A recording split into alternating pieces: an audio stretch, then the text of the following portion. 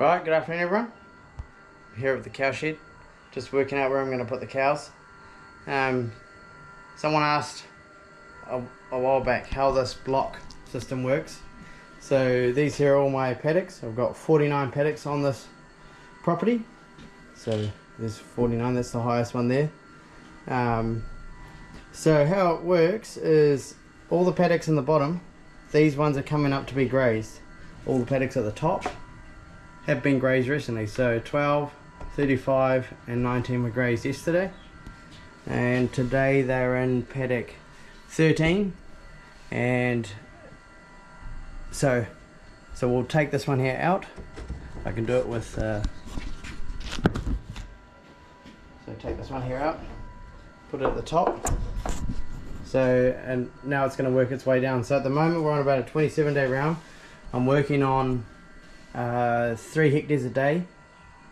It would have been a little bit faster while we were doing silage because I still worked on 3 hectares a day. It's just because we had paddocks out, it speeds up your round, so it would have got up to a 21 or something like that. Yeah, so about to go and give the cows some more grass. I try and do 24-hour grazing when I can. The paddock sizes vary so much on this farm, ranging from like 2.4 down to, I think the smallest one is 0.5 a hectare, so we've got quite a range of paddock sizes. So yeah, I'm going to go shift the cows, we're going to check on the turnips, and we're going to have a look at the silerators, so let's get on with it. Come on girls, come on, come on!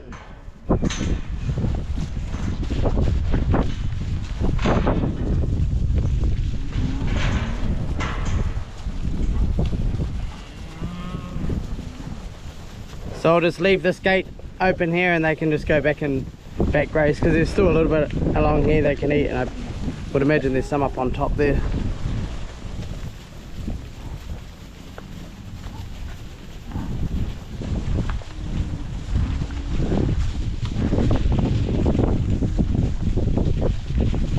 Alright, so we're now out of the wind. It's pretty windy at the moment, pretty hot and windy. And we're actually, I think we're in desperate need of some rain. It'll just keep it going. We've still got grass, but if we don't get rain, we're not going to get regrowth in these silage paddocks. So, you know, the silage paddocks, they've greened up, but they just need a bit of moisture just to kick it off again. So, someone asked, what are these silerators? They're a Gallagher silerator. Gallagher silerator. Real simple machines. They've just got flails, so they're pretty much just like a, I call them just a vacuum cleaner. They hoover the grass up.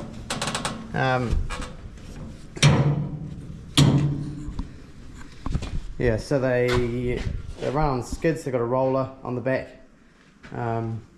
Obviously PTO driven. These ones here have got hydraulic top chutes. Some of the old ones you can see there's still a piece of pipe up here. So you stick a bit of pipe in there, and when you'd have a open station tractor, you'd reach back and just turn it manually.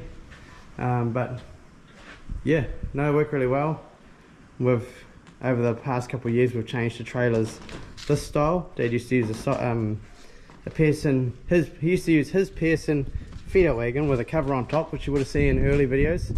And yeah, so you just take the chains out of the front, the feeder chains, and then you just use the floor chains and push the silage out the back. But like I said, we've changed to this style trailer. I picked this one here up, I think 2 years ago now. We've used it for 2 seasons.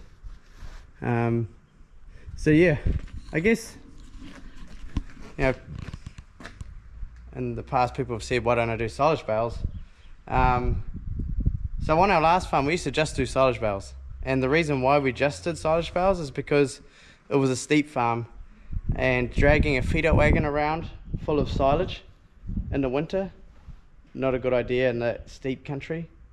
You just end up getting stuck. So bale feeder worked better because you got all your weight on your tractor.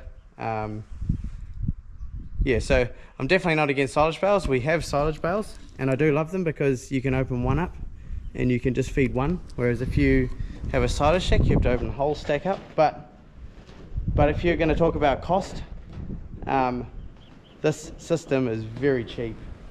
I think I answered a comment, I can't remember who it was to, but I estimated that we've probably, well, my dad, because my dad owns the silerators and the cage that's on his old trailer. We actually own the trailer and we own this one, so Dad just owns the silerators pretty much. But yeah, I estimated we'll probably put in 14,000 for the silerator setup, the two silerator, like the two units. Dad's had them in the past. He actually used them. There's pictures, he actually did a bit of contracting with one of these, and there's pictures of him pulling it with his 265 over the silage stack doing a wheelie. Yeah, so that's pretty cool times. If you're a machinery person, these here are very simple to maintain and use. You could do the job with one of these units. You don't need to have two. Having two just means you can get it done a bit faster. So at the end of the day, you actually only need two tractors to do this job. One to do the stack and one to collect the grass. But like for us, over the years, that's what I'm saying, over the years we've put about $14,000 into the buying of the equipment, and we would pay that off in 1 year making silage bales. We would spend at our last job, I said, depending on the year, but we'd spend between 20 and 30 grand making silage bales, whereas the cost of making silage now into the stack, I got to buy the roll of silage cover, which I think was $800, and then just a bit of fuel and maintenance. So yeah, like I say, I love silage bales, but also love this. This is cheap way of putting silage, or yeah, cheap way of making silage. So there was also another question: is the John Deere better than my dad's tractor, or comparing? It's pretty hard to compare. The John Deere is 140 horsepower or 135 6-cylinder. Dad's tractor is 95 horsepower 4-cylinder.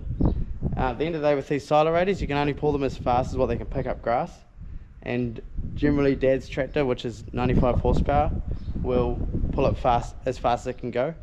The John Deere just does it a lot easier. You can run it on 540 eco, 1500 rpm, just not working very hard. So I was actually wanting to do a comparison to see which one uses more fuel, because I suspect that the John Deere uses less fuel than Dad's tractor because it's not working as hard. So yeah, that's enough of me rambling on about this, but I do find it quite interesting, and yeah, but yeah, there's benefits in both silage bales and pit silage. So yeah, if you've got a flat farm, I would definitely look at doing, and you're a machinery person, definitely look at buying silerators or something like that, and doing your own silage. So when I was talking about that pit silage is cheaper than bales, and talking about silerators, I was also meaning loader wagons. So I don't have much experience with loader wagons, but I'd imagine that it'd be cheaper than bales, because I don't know, bales just seem to be very expensive. Right, so we're back out in the wind. We're standing in the turnip paddock that I direct drilled, and this one would have been in for over 3 weeks, I think. The other two paddocks have been in for 2 weeks tomorrow, and I think I drilled this one here a week before those two. So the turnips are definitely growing. You can see them here, they're looking pretty good. And there's turnips everywhere, and I purposely come to the middle of the paddock this time because normally I just look at the turnips from up there, but you do need to sometimes go to the middle of the paddock and have a look around. So there's the turnips. So there's quite a few. I'm really happy. So with a bit of moisture, with a little bit more moisture, these here will just, there'll be a green canopy all of a sudden. Yeah, so like I said, I wasn't too much of a fan of direct drilling because I haven't had the greatest strike because of just getting the depth right, but I seem to have done alright this time. So yeah, happy with that. So we'll go and check out the other two paddocks. Yeah, so this paddock here has been in for 2 weeks now tomorrow. You can see all the turnips there. So they're well out of the ground. There's good scattering of them across there.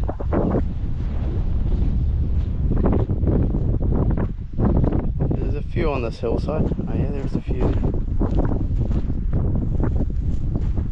A bit more spread out, but with a little bit more moisture, I think you'd find that there'd be more turnips there.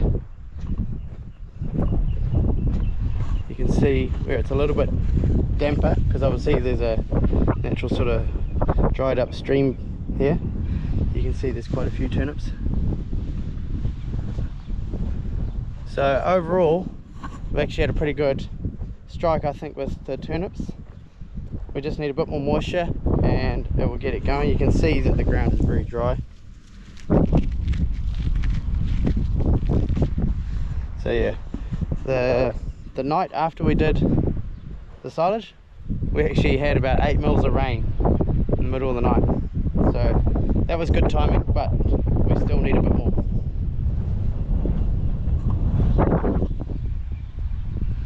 So here's a section that wasn't rolled. You can still see the marks from the seed drill. It's just a bit the dad missed, but they still come up. You can see they're still there.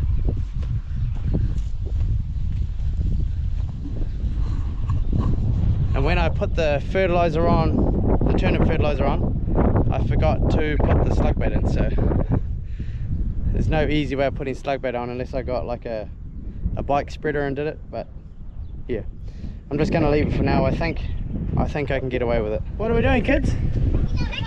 Taking out rocks, yeah. All the little rocks around the turnip paddocks. There's some over here. There's a little pile. Here, little ones for you guys. Yeah, grab those two. One each.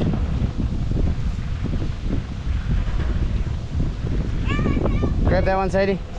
And then Anders can get one of those big ones down there. What? A big one? Yeah. You reckon you can get one of those? Yeah. I don't think so. You gonna get that big one? The biggest? Yeah, the big one. No. Oh, why not?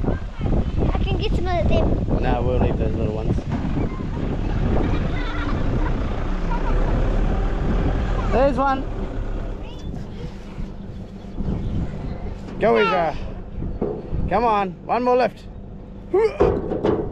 That's it.